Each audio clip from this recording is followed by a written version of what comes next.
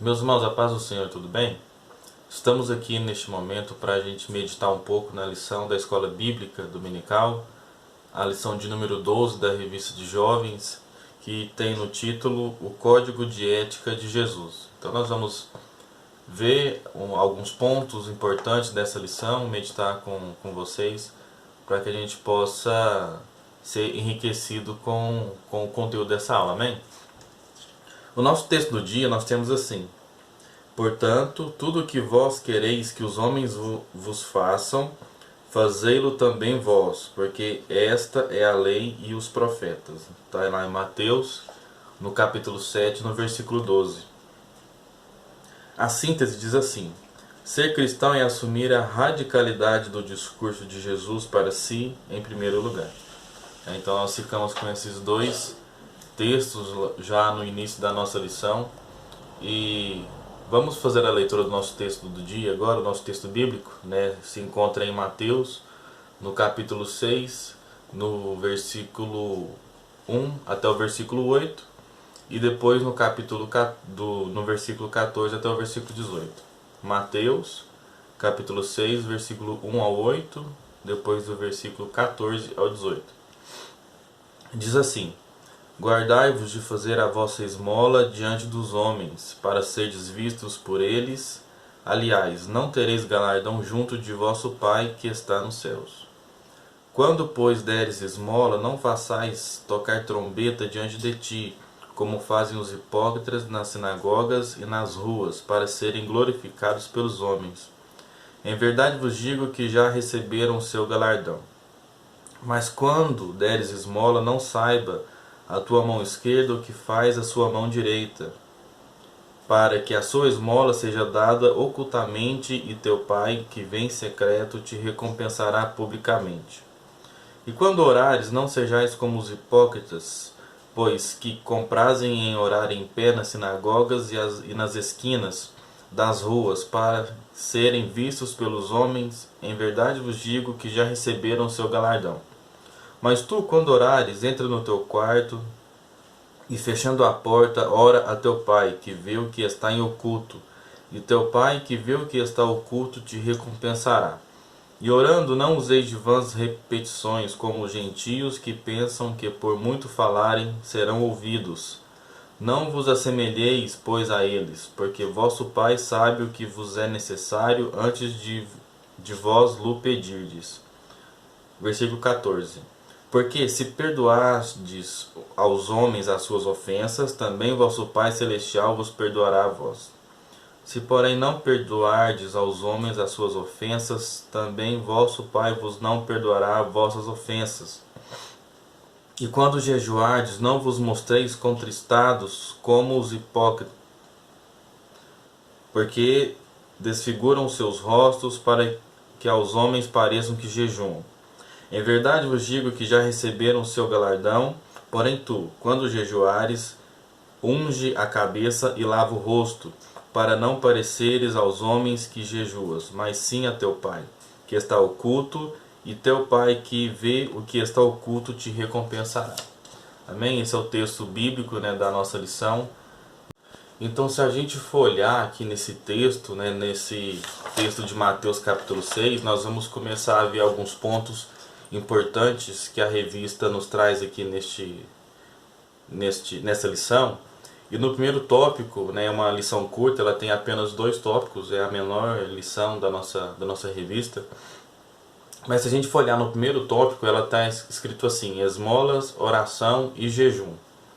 Baseado no nosso texto bíblico, que nós lemos de Mateus capítulo 6, nós vamos ver que há alguns pontos importantes desse tópico. O primeiro diz assim: nossa vida devocional é para Deus. Então nós vamos começar a ver alguns pontos, como deve ser essa nossa vida devocional, essa vida diária nossa, baseado no texto de Mateus.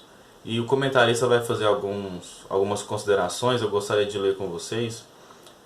Um ponto diz assim: a tradição religiosa de Jesus convivia com essas disciplinas espirituais desde os tempos milenares.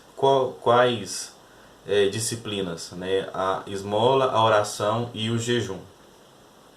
Todavia, com o passar do tempo, elas foram perdendo seu caráter celebrativo, voluntário e espontâneo para tornarem-se meras expressões ritualísticas.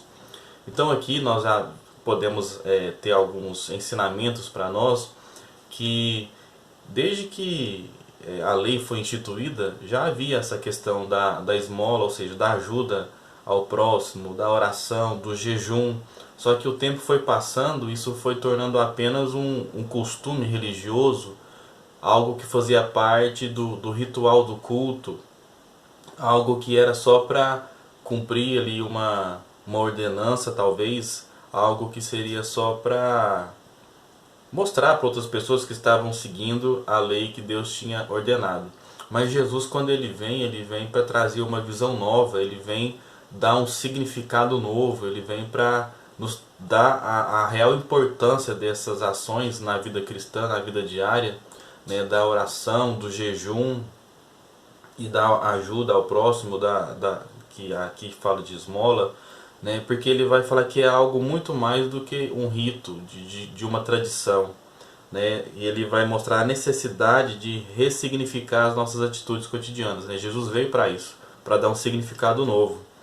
E algo que é muito importante, né, na nossa vida espiritual. Né? Isso vai refletir diretamente na nossa espiritualidade.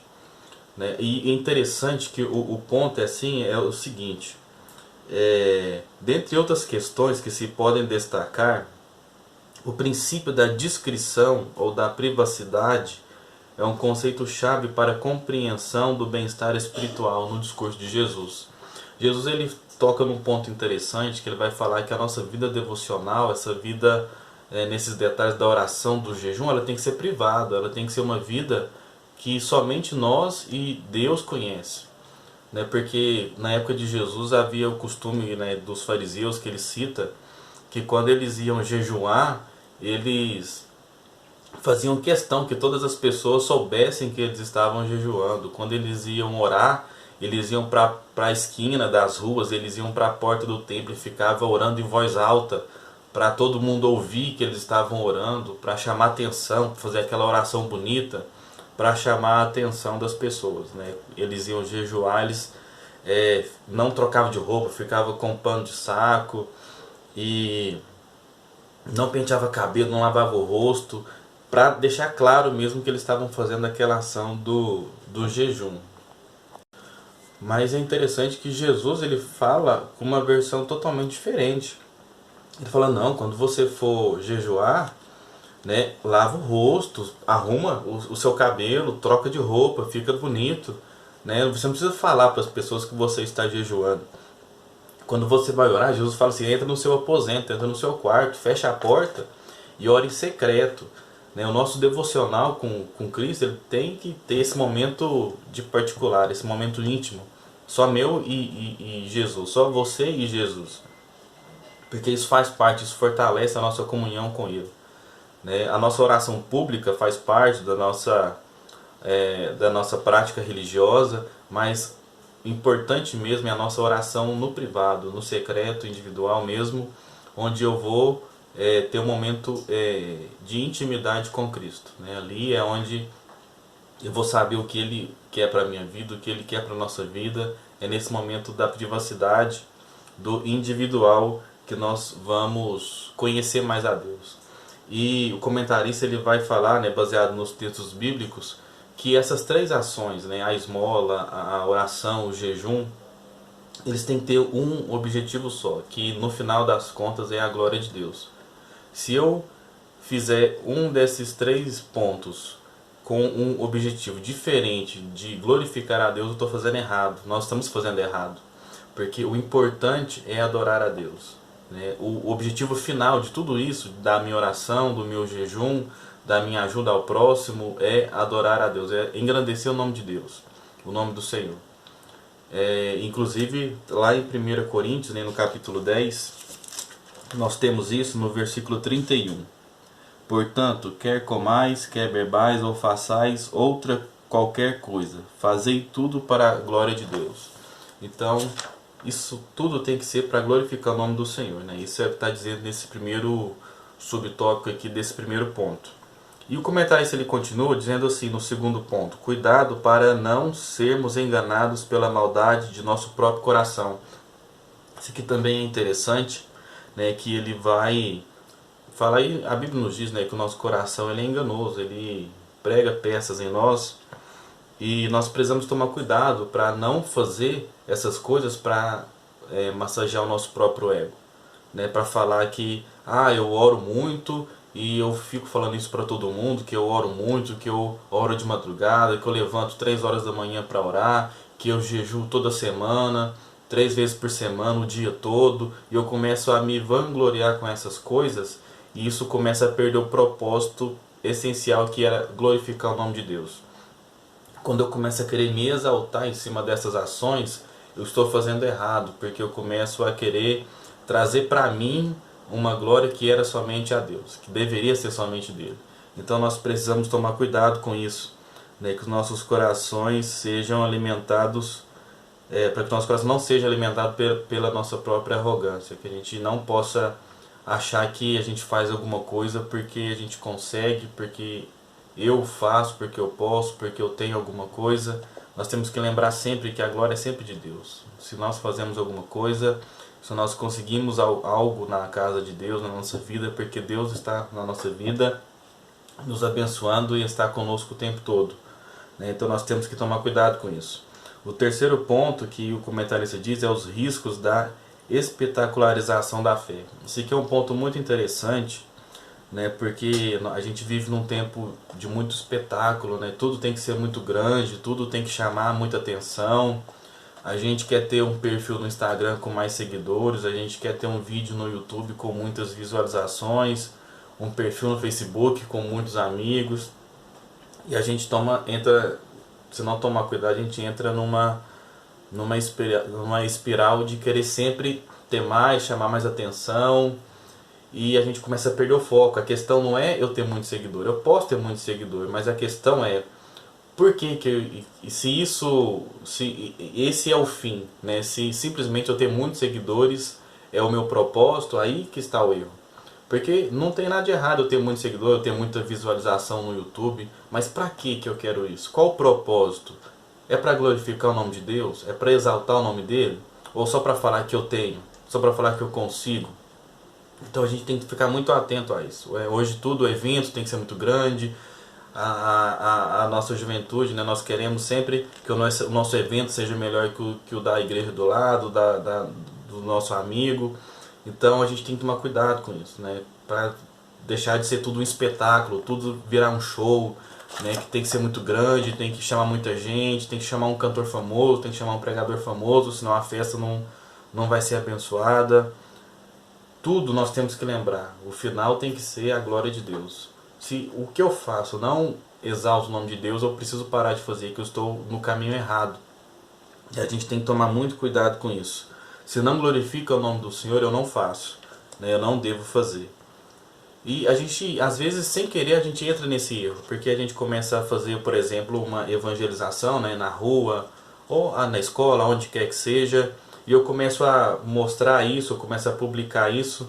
Só que aí, até que ponto eu estou publicando para realmente glorificar o nome de Deus? Ou eu estou publicando isso para me promover? Para falar que eu evangelizo, para falar que eu prego na escola, que eu prego na faculdade, que eu vou na praça, que eu levo alimento para aquele que precisa. Existe uma linha muito tênue aí entre essa evangelização e a autopromoção. Nós precisamos tomar cuidado com isso, né? Se eu estou fazendo isso para, de fato, exaltar o nome de Deus, amém. Seja bênção, faça mesmo, né? Divulgue para você influenciar outras pessoas, mas cuidado para você não começar a achar que isso é uma autopromoção, começa a postar, a publicar para se promover em cima desse trabalho, que aí o trabalho começa a perder o sentido. E você faz isso apenas para se mostrar, e Jesus fala que quem faz isso já recebeu a glória aqui. Não tem mais nada para receber no céu, porque ele já plantou tudo aqui e já colheu tudo aqui também que ele tinha para receber de reconhecimento e de galardão.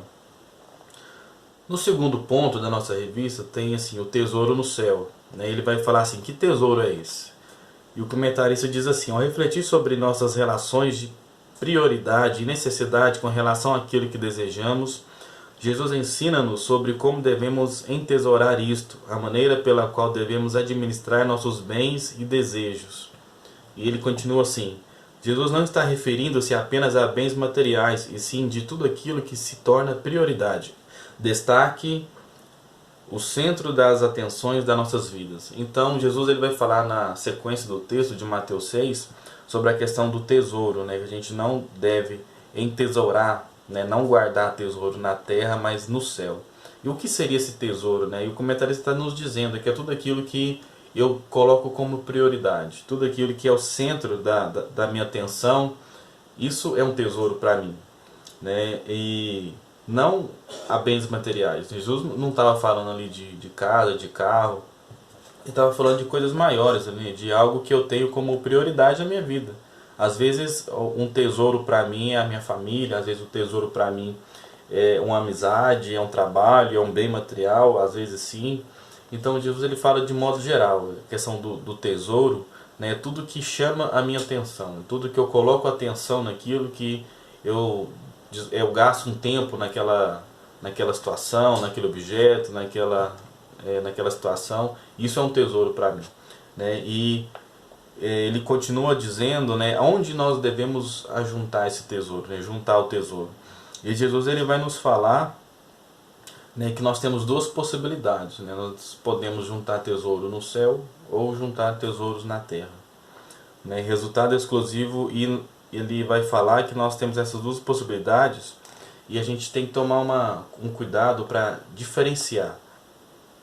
Nós não devemos, né, olhar tudo como resultado do esforço humano, mas nós devemos olhar isso como consequência da bondade e graça de Deus, né? Nós devemos olhar isso como obra divina, né? Se nós conseguimos ajuntar alguma coisa, não foi porque eu me esforcei simplesmente, mas foi porque Deus me deu a capacidade para correr atrás disso. É lógico que o esforço humano faz parte dessa equação, mas mesmo com o meu esforço eu preciso entender que tudo que eu faço é porque Deus permitiu, né? Todo o meu esforço, a dedicação que eu coloco em algo só é possível porque Deus permitiu. Então nós temos que ter isso em mente, essa consciência, né, de que o Senhor é aquele que nos ajuda, que nos abençoa, que nós possamos guardar tesouro no céu mesmo, né, orando a Deus, jejuando, ajudando ao nosso próximo, né, que é o nosso texto bíblico, que está no capítulo 7 de Mateus, fazer ao próximo tudo aquilo que eu queria que ele fizesse comigo, né? Que a gente possa ter isso em mente, e essas pequenas ações, essas ajudas, essas orações, esse jejum que eu faço, isso tudo vai fazendo com que eu guarde tesouros no céu, né? Que é o nosso objetivo. Porque aqui na Terra é tudo muito passageiro, é tudo muito volátil, tudo acaba muito rápido. Mas quando nós temos um tesouro no céu, ele é eterno, né? Nós estamos plantando para a eternidade. E eu tenho certeza que o Senhor vai nos ajudar, vai nos guiar nesse propósito, e que nós possamos ficar firmes mesmo nesse propósito, né? Para a gente encerrar, eu vou ler a conclusão que diz assim: as riquezas dos princípios ensinados por Jesus no Sermão da Montanha devem servir-nos de inspiração para tornarmos pessoas melhores a cada dia.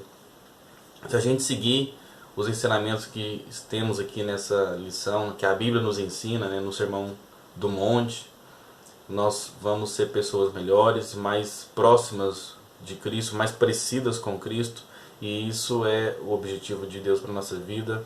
Eu tenho certeza que seremos muito abençoados se fizermos isso, amém? Deus abençoe a vida de vocês, né, e fiquem com essa palavra em nome de Jesus, amém.